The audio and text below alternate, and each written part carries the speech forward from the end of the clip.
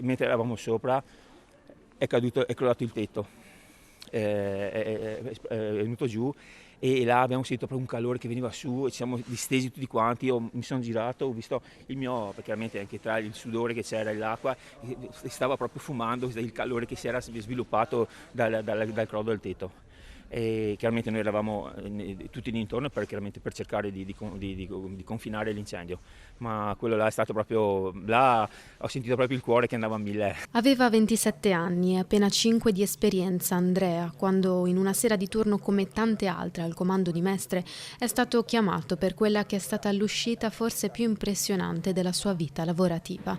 Il teatro La Fenice stava bruciando e si doveva intervenire. Erano le 9 di sera quando due appartenenti alle forze dell'ordine hanno chiamato in caserma per dire che vedevano del fumo vicino al teatro La Fenice. Sono partite immediatamente due squadre dalla sede centrale di Venezia, io sono partito insieme a loro e siamo arrivati alla Fenice, abbiamo aperto il teatro e siamo entrati. Ho visto tutti i colleghi stavano correndo a destra e a sinistra per prendere posizioni, praticamente per attaccare l'incendio. Mi ricordo che c'è stato un tecnico dell'Enel che mi ha detto: guarda che avrei bisogno di un tuo supporto perché i tuoi colleghi stanno lavorando una parte in tensione e chiaramente mi sono staccato un attimo e ho aiutato questo tecnico a staccare, a sganciare. Poi ho preso la mia scala e sono scappato via per fare l'intervento. Le fiamme altissime e la difficoltà di contenere l'incendio. Venezia era illuminata a giorno dal fuoco e il teatro si vedeva bruciare dal Ponte della Libertà. Abbiamo sentito il rumore del fuoco che sta avanzando lungo la tromba delle scale, abbiamo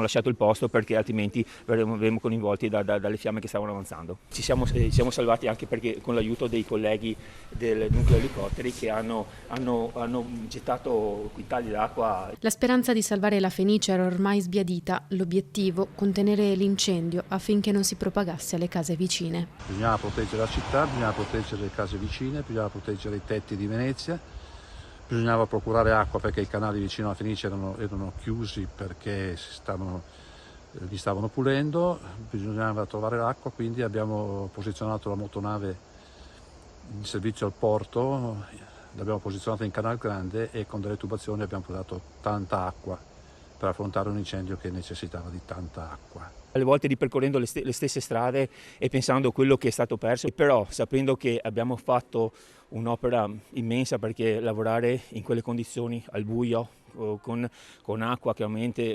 che c'era e quindi poca acqua perché avevamo dei problemi un po' di acqua e quant'altro, e siamo riusciti a contenere l'incendio che non andasse a intaccare le case limitrofe.